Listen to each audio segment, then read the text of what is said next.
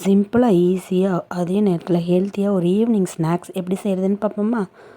ஒரு 50 கிராம் அளவுக்கு எள் எடுத்திருக்கேன். வெள்ளை எள் நல்லா வறுத்து எடுத்துக்க வேண்டியதுதான். அதோட ஒரு 6லேருந்து 7 முந்திரியையும் வறுத்து எடுத்துக்கணும். 2 ஏலக்காய் சேர்த்து நல்லா வறுத்து எடுத்துக்க வேண்டியதுதான். எள் சீக்கிரமாக பொரிஞ்சிரும். அதனால் ஃபஸ்ட்டே முந்திரியையும் ஏலக்காவையும் வறுத்து எடுத்துக்கோங்க.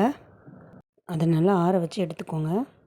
அது கூட 1/4 பங்கு அளவுக்கு வெல்லம் சேர்த்துக்க வேண்டியதுதான். சேர்த்து நல்லா கிரைண்ட் பண்ணி எடுத்துக்கலாம்.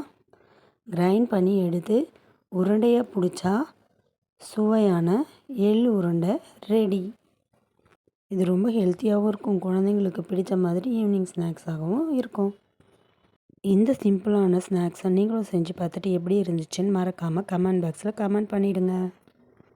நாளைக்கு வேறு ஒரு ஸ்நாக்ஸோடு சந்திக்கலாம்.